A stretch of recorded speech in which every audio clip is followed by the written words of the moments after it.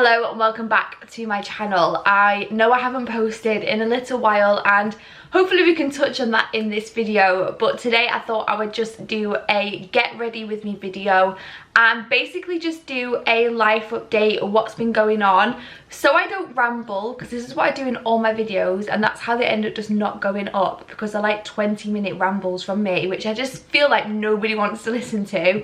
I have written myself a list of things that I'm going to touch on, things that I think you need to be updated on, what's going on in terms of my endometriosis, trying to conceive, all that stuff. And yeah, I'm just going to be sat here with my mirror. I've got all my products out. I'm just going to get ready for the day and chat to you guys and give you a bit of an update on what's been going on. I'm going to try and do this unedited. Don't know how that's gonna go, but I think I touched on it in like a previous video. I got a new laptop and it just freezes whenever I'm trying to edit, and that's another reason that I just haven't been posting, because it's a work laptop, it's not a personal laptop. But anyway, let's get straight into point number one, which is ovulation. And I'm just going to put some moisturizer on to start with. So usually I post my ovulation videos on YouTube. However, I didn't post this month's video, and that's for two reasons. There's no way to do this sexy, is it? Let's just get this on. I was instead going to do it as a reel, so do it over on Instagram, just because I feel like I get a lot more interaction on Instagram rather than YouTube. My community on YouTube is a lot smaller than it is on Instagram, so my plan was to do a reel instead. However, my ovulation fertile window fell on a week where I was actually really busy. Of course my camera battery died. But as I was saying, my fertile window ended up being a few days when I was away, so I was really good at filming my ovulation strips, and then I went away, I was at a wedding and I just kind of forgot, and yeah, I didn't do it.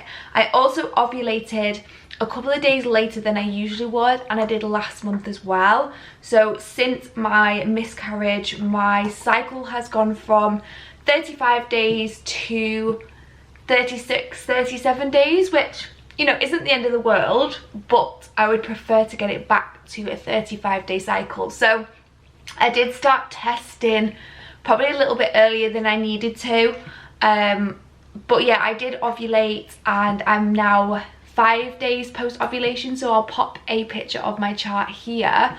And yeah, my temperature has risen, it stayed high. We did try this month, so fingers crossed that we're going to get a positive pregnancy test. But yeah, that's where ovulation is, and obviously if I'm not pregnant this month, I will get better at filming those ovulation videos. But it was just the time, and yeah, as I say, I was away and I was busy, so it just didn't happen. So that is ovulation.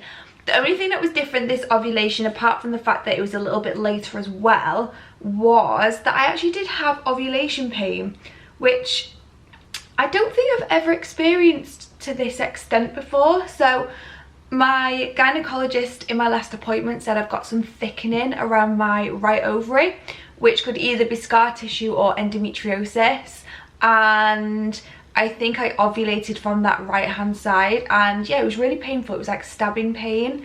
I took 2 paracetamols that got rid of it. It didn't last for very long, but yeah, something that I hadn't noticed before and I did notice this time round. So yeah, I'll also update you on that next time as well, whether I have that stabbing ovulation pain. But yeah, that is ovulation. So now, as I say, we're in our post-ovulation window and it's day 5. When I was pregnant last time, if you're new to my channel, I had a miscarriage earlier this year. I tested on day 9, so that's what I'm going to do again this time with one of those early response tests. I knew I was pregnant last time before I even took the test. I was going for a wee in the middle of the night. I just felt off, but I don't know when that started. Like, I can't remember. So at the moment I feel okay. Very, very tired, like really bad fatigue, having naps in the day. I don't know if that's related. and also my boobs aren't sore, they're just like, they feel heavy and like tingly. But I don't know if that's like common symptoms that you would like normally get post ovulation as you're approaching your period. So I am definitely in that stage where I'm just like overthinking everything and like convincing myself that I'm pregnant, which is probably the worst thing I can do for myself, because I'll obviously be disappointed when I'm not. But yeah, I'm going to test on Sunday, which is actually Father's Day here in the UK. And yeah, I'm praying for good news, but it's the first month properly trying after the miscarriage, so I think if I got pregnant first time round, that would be a little bit too lucky. So just keep your fingers crossed for me. We are trying. And yeah, I am keeping an eye on my symptoms, writing them down, and you will test in a few days. So that is ovulation and trying to conceive. The next thing I wanted to talk about was mental health. And I don't know if it's something that I've really ever touched on my channel before, but I definitely posted it on Instagram not long ago, saying that obviously everything that's happened, like my diagnosis and having the miscarriage, really started to take a toll on my mental health. And I think that was becoming apparent to just about everybody but me. And I was finding when I was going to appointments, people were saying to me like, have you thought about getting therapy or counselling? So I kind of bit the bullet and did it. Incredibly scary. I think it's one of the scariest things that I've ever done. But I did it. I did a self-referral, and I actually have a phone consultation this week, and I think it's just like an initial consultation to see maybe like what kind of therapy I do need, and then how it's going to be delivered, because you can do phone appointments, you can do face-to-face, virtual, etc. So yeah, I have got this week. I almost didn't book an appointment. I don't know what it is with this barrier with the idea of going for therapy. I'm actually quite scared of it. I'm worried about sort of like unlocking Pandora's box. Is that the right thing?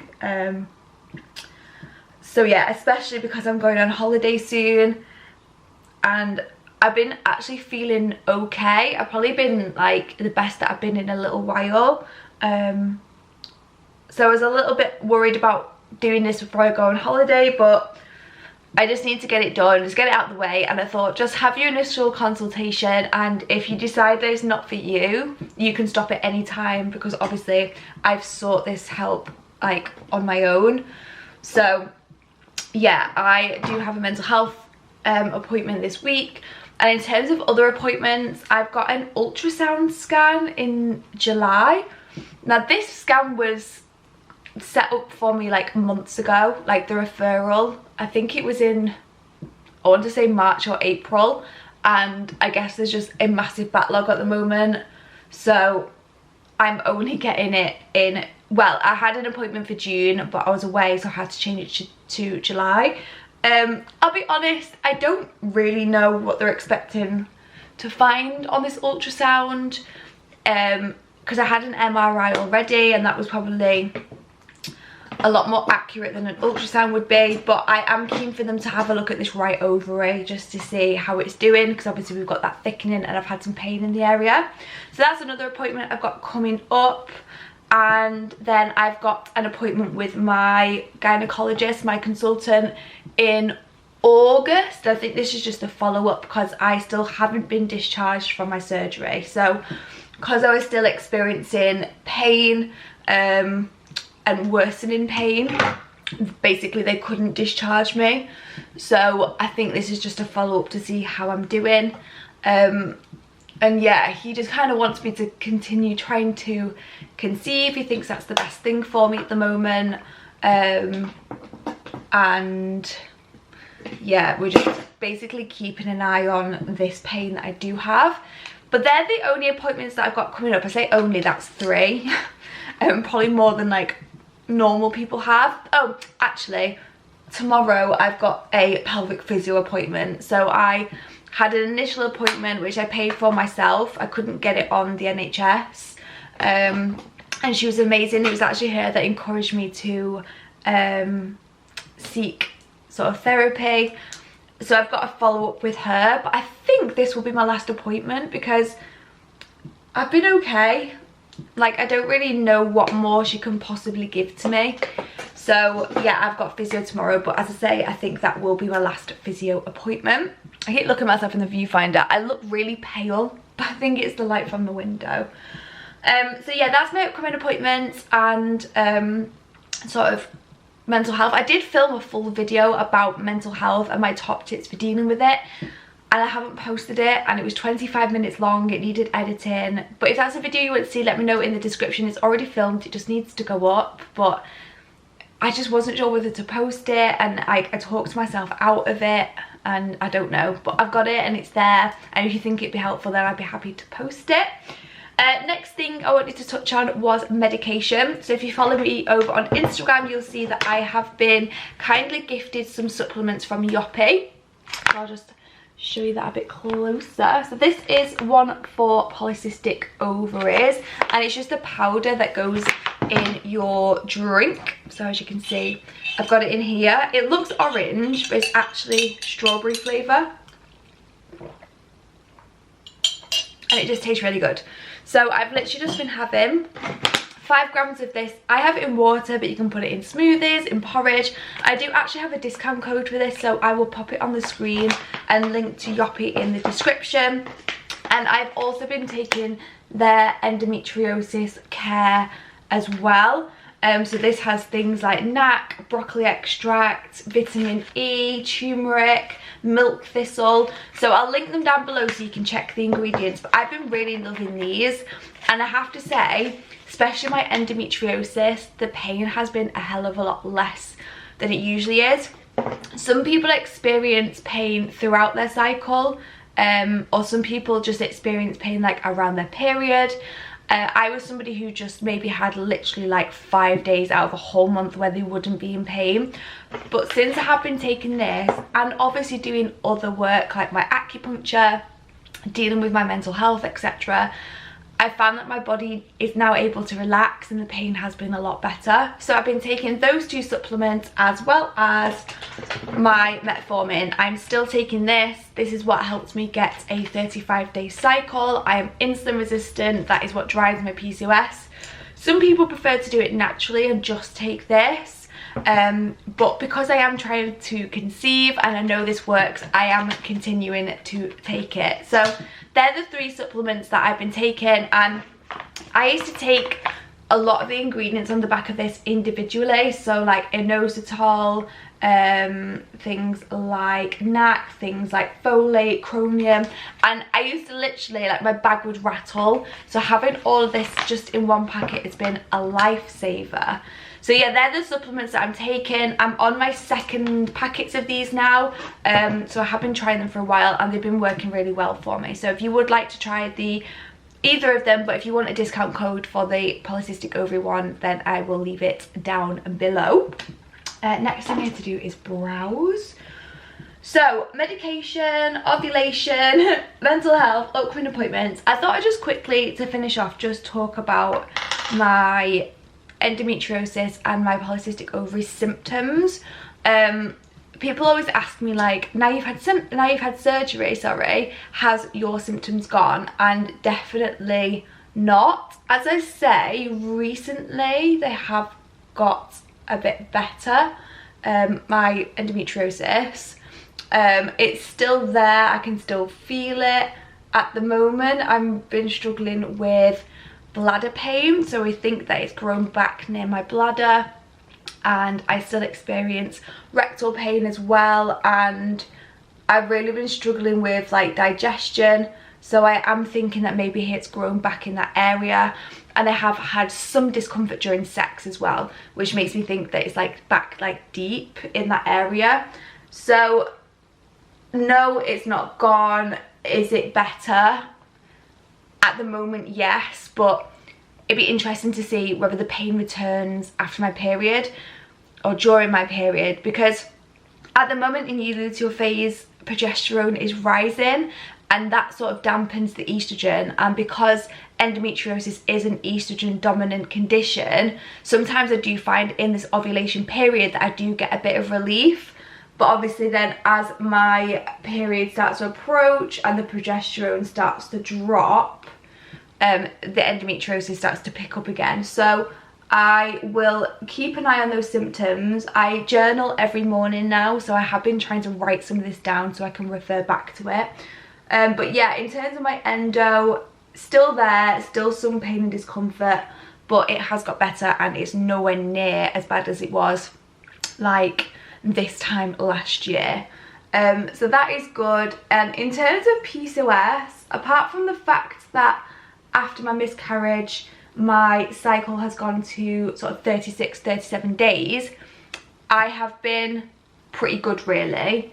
My hair's thicker, my nails are thicker, and I'm not experiencing as many of those PCOS symptoms, apart from possibly the fatigue. So that is really positive as well. So I do feel like symptom wise I am actually doing quite well at the moment, which is amazing. I've had a bit of relief. It's given me the confidence to book a holiday and go away, and I really was really worried about that and not willing to do it because I felt like I was in a really bad place. But I am feeling a lot better, and I feel like I haven't said that on this channel in a hell of a long time. So yeah, symptoms wise I am feeling a lot better. Now we're just trying to focus on trying to conceive, trying to get pregnant again, and just crossing every finger and toe that we have that happens soon. I don't know if I can talk and put mascara on. I probably don't look great, but so yeah, I am feeling really positive, and yeah, we're just really concentrating on trying to be healthy and relaxed and just optimal sort of health to try and have a baby. So that's the focus. I now have to choose one of my many nude lipsticks from MAC. I think I've got about 7 there. This one is Teddy 2.0. It's quite a natural nude. So there we go, there's the quick makeup look. And a really quick update from me, and I hope you've enjoyed this video. I will try and post more, but that's exactly where we're up to at the moment. My next video will be me doing a pregnancy test, so don't forget to subscribe to see that. Thank you so much for watching and for your support. Go and follow me over on Instagram because I do post more stuff over on there, and I will see you in my next video. Bye guys.